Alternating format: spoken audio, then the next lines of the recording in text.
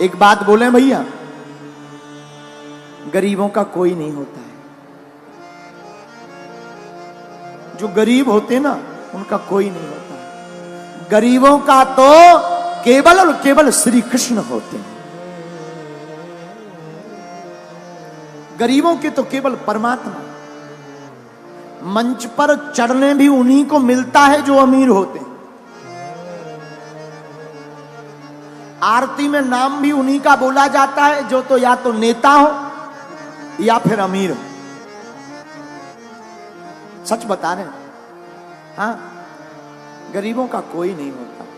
और दोस्ती भी अमीरों की ही अमीरों से होती है। गरीबों के कोई दोस्त भी नहीं होता। रिश्तेदार भी उसी के घर आते जो अमीर हो। मेरे माई बाप, हम भारत के लोगों से आज कथा का अंतिम दिन है और इस कथा के माध्यम से प्रार्थना करेंगे, ग्रेटर नोएडा के पागलों, तुम अमीरों का साथ देना या ना देना, पर एक बार उनके साथ जरूर खड़े हो जाना जिनका कोई ना हो।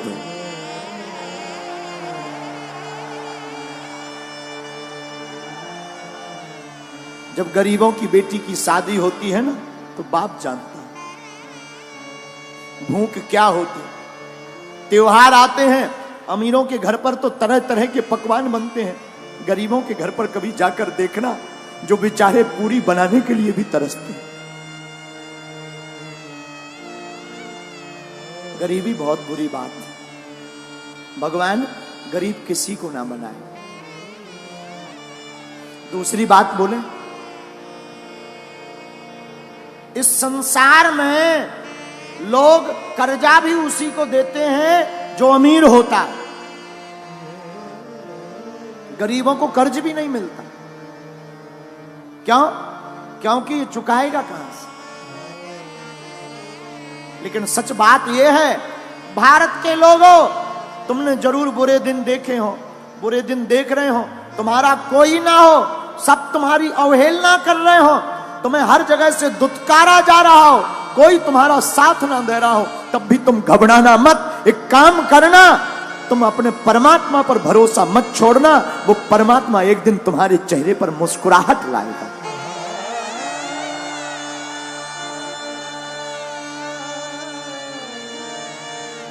लाए। हमने अपनी जिंदगी में बहुत सहा है, बहुत सहा। अपने जीवन काल में हम जहां रहते हैं, छतरपुर जिले में हमारा गांव है गड़ा गांव। गड़ा गांव छोटा सा गांव है, अब तो ठीक है, छोटा सा गांव। पिताजी तो हमारे कुछ करते नहीं थे। हमारे जीवन का एक बाकिया है जो हमें बार बार याद आता है। हमको रही होगी हमारी अवस्था 8-9 साल की। हमने अपनी माताजी से कहा, माताजी स्थिति तो बड़ी बेकार है। भिक्षा मांग करके हम गांव में जाते थे, भिक्षा मांग कर लाते थे, उसी से भोजन बनता था। कई बार तो चावल की रोटी खाकर दिन गुजारे। हम अपनी सत्य घटना बता रहे। एक कपड़ा पहन करके हमने सवा महीना निकाला। हमने माताजी से कहा, मां हमारे मन में इच्छा है कि हम वृंदावन में भागवत पढ़ने जाएं। मां बोली ठीक है। उस जमाने में 2000 रुपया मांगने के लिए हम न जाने कितने घरों पे गए, खुद स्वयं। 8-9 साल की अवस्था होगी, कितने घरों में सिर्फ 2000 रुपया मंगाने गए, किसी ने नहीं दिया।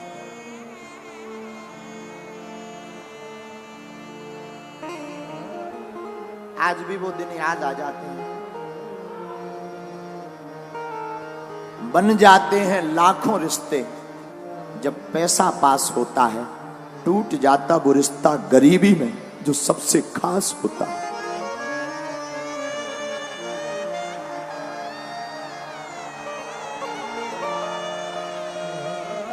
कितना भी प्रिय रिश्ता हो, अगर तुम्हारे जेब में कुछ नहीं होगा तो कोई नहीं पूछेगा।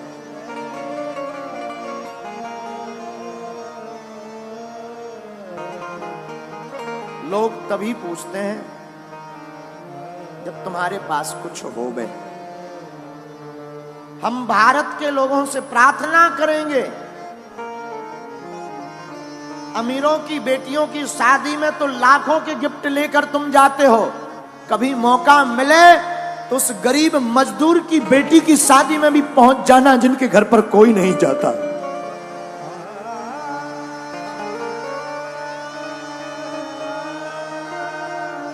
हमने अपने जीवन की भूख से शिक्षा ली, इसलिए बागेश्वर धाम पर 4 साल से निःशुल्क अन्नपूर्णा भंडारा चलाया। लोग हमारे पास आए, बोले भीड़ बहुत आती है, दान बहुत आता है। हमने कहा इस दान का प्रयोग हम अपनी जिंदगी में नहीं करेंगे।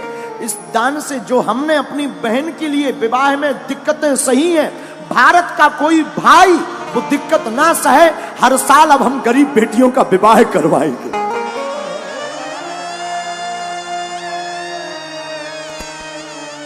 क्योंकि हमने तो सह लिया, हमने भूख भी देखी। माई बाप आज जरूर बैठकर कथा कर रहे हैं, ये हनुमान जी की कृपा है।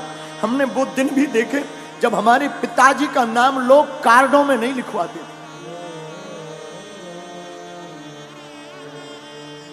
कार्ड में इसलिए नहीं लिखवाते थे कि आएंगे तो फटे कपड़े पहन करके आएंगे।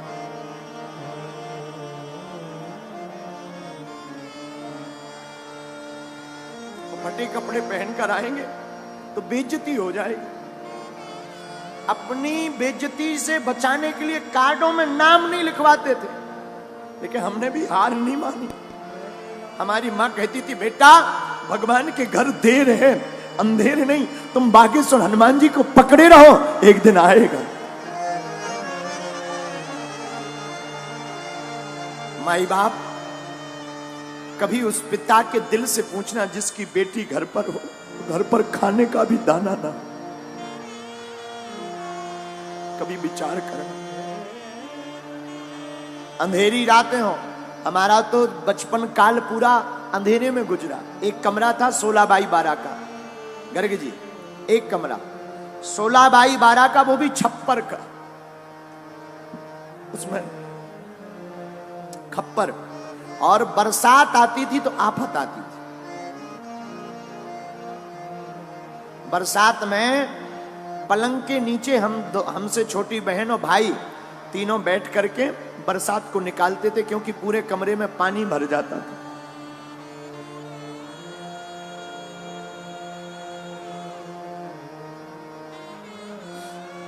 माई बाप भगवान गरीबी किसी को ना दे, गरीबी बहुत बुरी है।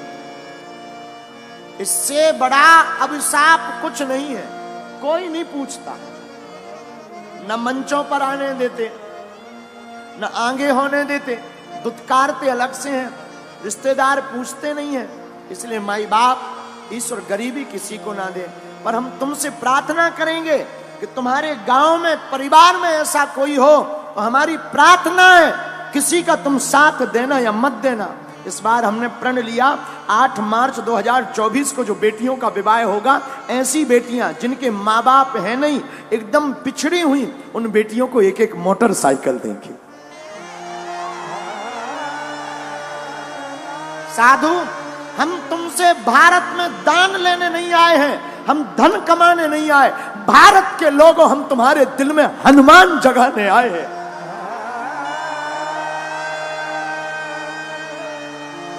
हमारा सिद्धांत सिर्फ हनुमान का है। हमारा सिद्धांत सिर्फ इतना है कि सनातन धर्म धर्म धंधा नहीं है। सनातन धर्म पूरी दुनिया का सबसे बड़ा धर्म और करुणा का धर्म है। इसलिए मेरे माई बाप, मेरे भारत के लोगों, ग्रेटर नोएडा के लोगों, तुम्हारा कोई साथ दे या ना दे, पर तुम कभी मत पीछे मुड़कर देखना, ना कभी रोना। मौका लगे तो मेरे बागेश्वर धाम पर आ जाना, मेरा दर खुला है, वो खुला ही रहेगा।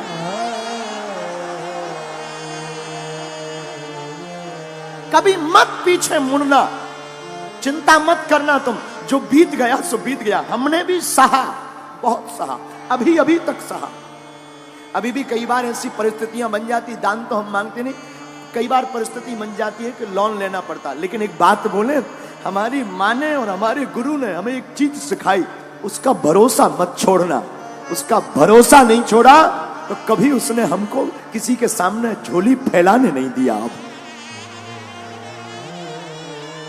इसलिए भारत के लोगों,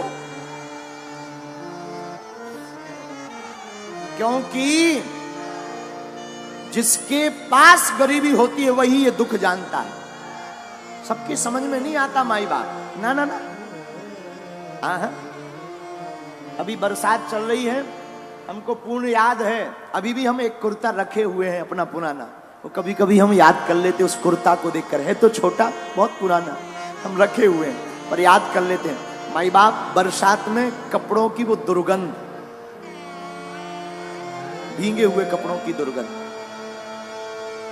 मेरे साधु, हम अपने जीवन की कथा बताकर आपको कहना ये चाह रहे कि हमारे जैसे नालायक की लाज, हमारे जैसे मूर्ख की लाज, हमारे जैसे विचित्र व्यक्ति की लाज जब बागेश्वर बालाजी ने बनाई है तो भैया तुम भी इनके चरण शरण मत छोड़ना, ये तुम्हारी भी लाज बचाएंगे।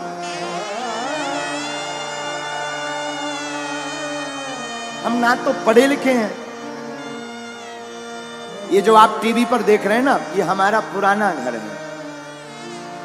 यही वो घर है जिसमें हमने अपनी जिंदगी की शुरुआत की, जिसमें हमने अपने जिंदगी को जिया। ये घर ना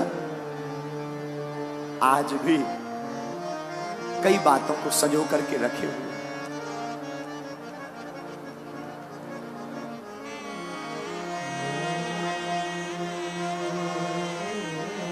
साधु, गरीब का सिर्फ और सिर्फ परमात्मा होता है, केवल राम जी होता, कोई नहीं पूछता। मुझे कौन पूछता था, तेरी बंदगी से पहले मैं खुद को ढूंढता था इस जिंदगी से।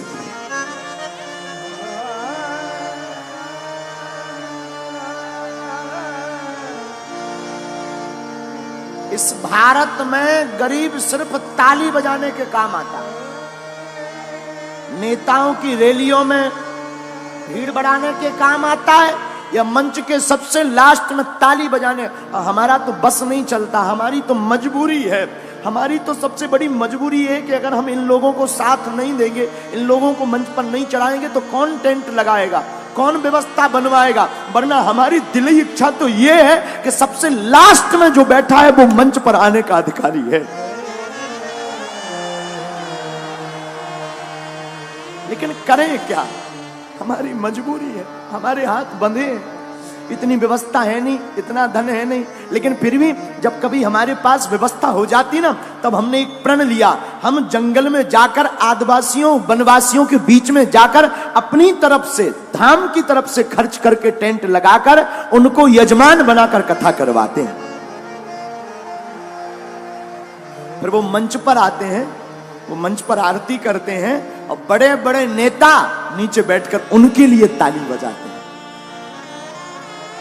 तो हमें बड़ा मजा आता है। क्यों? बुरा मत मानना, हम किसी की बुराई नहीं कर रहे, हम आपको आईना दिखा रहे हैं जो गुरु का दायित्व है, जो साधु का दायित्व है, हम वो तुम्हें सिर्फ बता रहे। क्षमा करना, तुम इतने बड़े मत बनना कि कोई तुम्हें पा ना सके, इतना बड़ा बनना कि कोई गरीब तुम्हारे बगल में खड़ा हो जाए तो वो भी बड़ा हो जाए। और हम तो अपने बालाजी से यही प्रार्थना करते, जो हमने भोगा है, जो हमने दुख पाया है, बालाजी करे कोई ना पाए, कोई ना पाए। और जितने लोग आज यहां बैठे हैं, हनुमान जी करें कि जाओ तुम्हारी झोली ऐसी ही भरती रहे,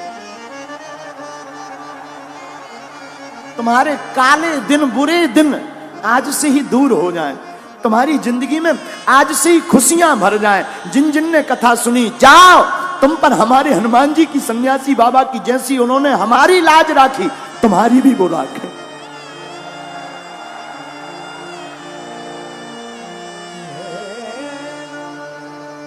माई बाप। सुदामा के जीवन में भी यही हाल। सुदामा जी 5 घरों पर भिक्षा मांगने जाते, छोटे छोटे बच्चे भूख के मारे पतले हो गए। 4 बच्चे।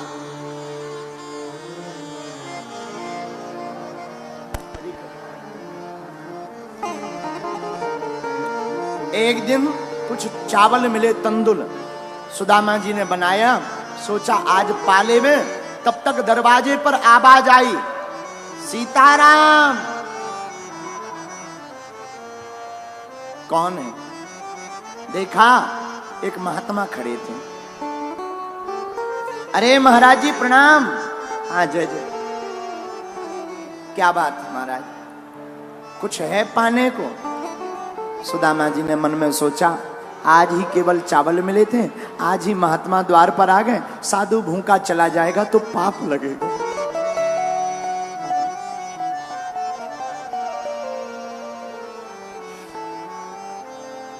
साधु भूखा जाएगा तो पाप लगेगा। आओ भगवान। महात्मा को चावल पवा दिए, स्वयं गंगा जल पीकर रह गए।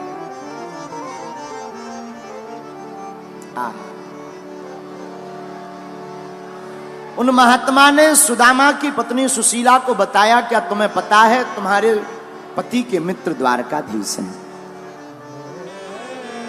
आहा।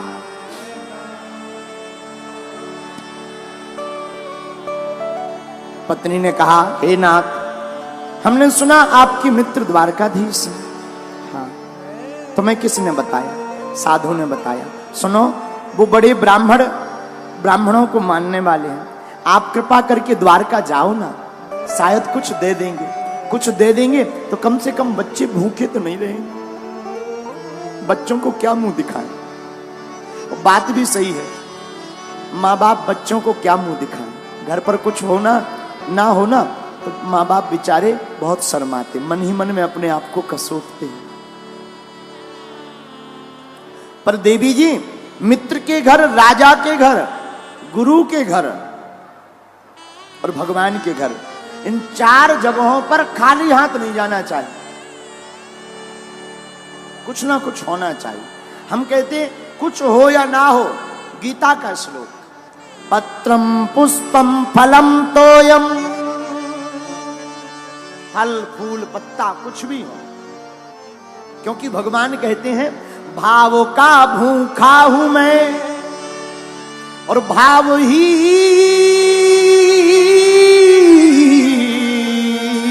एक सार है। भाव से जो मुझको भजे, स्वभाव से बेड़ा पार। भाव बिन कुछ भी दे तो मैं कभी लेता नहीं, भाव पूरत तेरी ही करती मुझे लाचार है। और बांध लेते भक्त मुझको भाव की जंजीर में, इसलिए इस भूमि पर होता प्रभु का अवतार है। प्रभु भाव के भूखे हो प्रभु जी, भाव के भूखे। परमात्मा भाव का भूखा है, पदार्थ का नहीं। हम लोग भगवान के सामने फल रख करके, पुष्प रखकर, दान रखकर ये सोच लेते कि हम धर्मात्मा हैं। परमात्मा की नजर में वो धर्मात्मा नहीं जिसने पदार्थ रख दिया, परमात्मा की नजर में वो धर्मात्मा है जिसने अपना दिल ही चढ़ा दिया।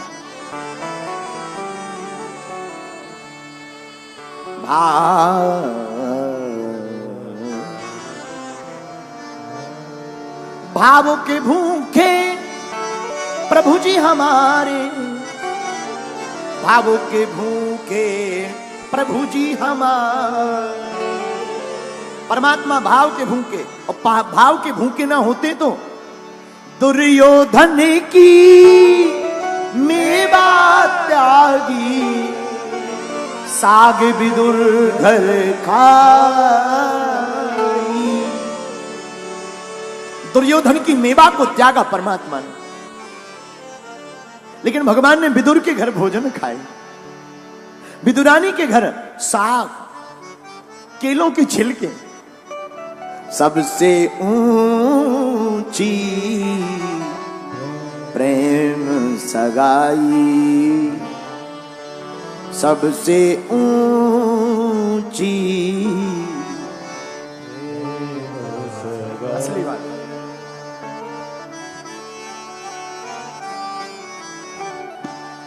कौन कौन भगवान को भाव से पाना चाहता है? प्रेम सगाई, प्रेम सगाई, प्रेम सगाई, प्रेम सगाई, हाँ प्रेम सगाई, प्रेम सगाई, प्रेम सगाई, प्रेम सगाई, ओ प्रेम सगाई, सगाई,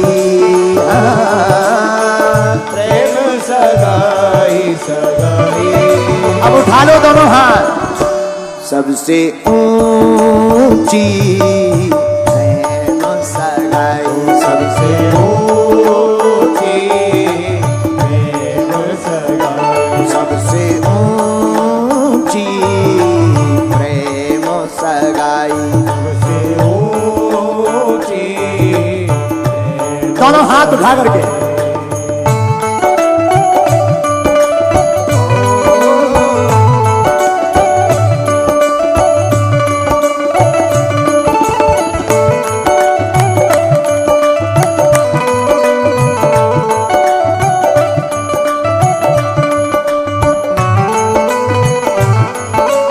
बांके बिहारी लाल की।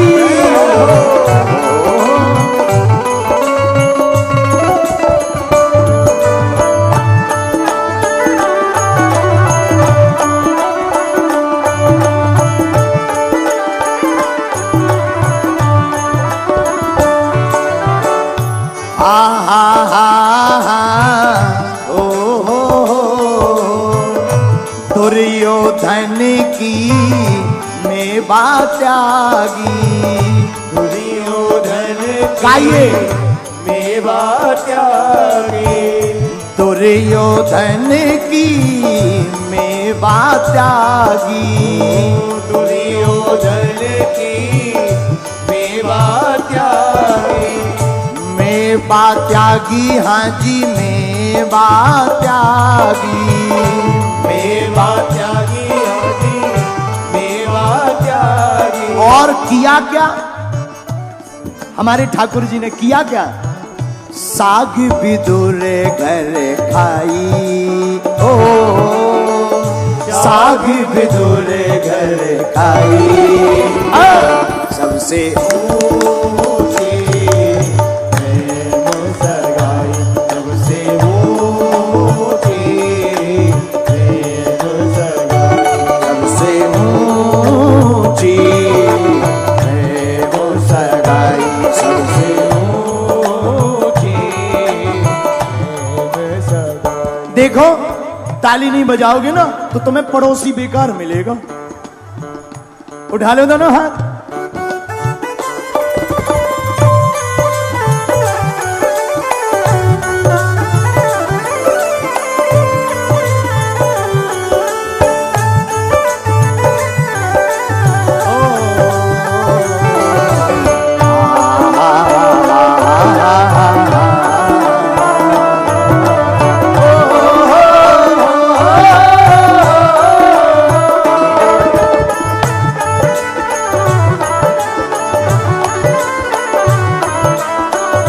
हाथ उठा करके हरि बोल।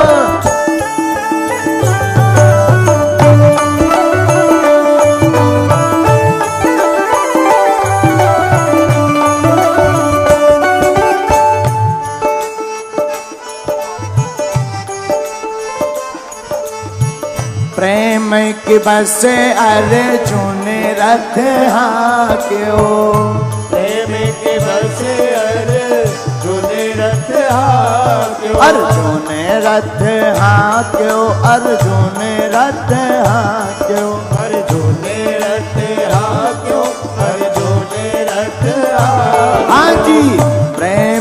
के बस अर्जुन रथ हांक्यो, प्रेम के बस अर्जुन रथ और भूल गए ठकुराई, हाँ भूल गए ठकुराई,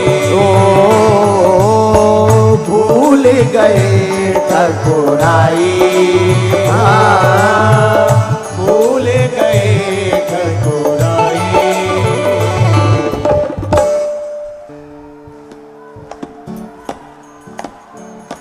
और धीरे बजाओ।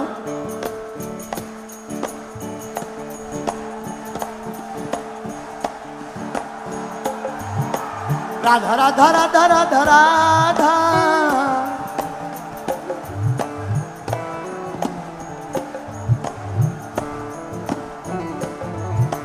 राधा राधा राधा राधा राधा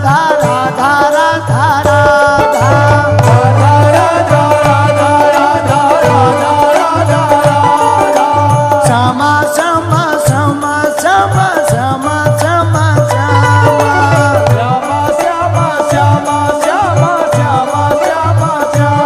ओ प्रेम के बसे अर्जुन रथ हांक्यो, बस अर्जुन रथ हांक्यो, और भूल गए ठकुराई, हाँ भूल गए गाइए। ठकुराई। सबसे ऊंची प्रेम सगाई, सबसे ऊंची प्रेम सगाई, सबसे ऊंची प्रेम सगाई, सबसे ऊंची प्रेम सगाई। अरे हाँ प्रेम सगाई, प्रेम सगाई, प्रेम सगाई, प्रेम सगाई, प्रेम सगाई, प्रेम सगाई, प्रेम सगाई, प्रेम सगाई, प्रेम सगाई सगाई, हाँ प्रेम सगाई सगाई।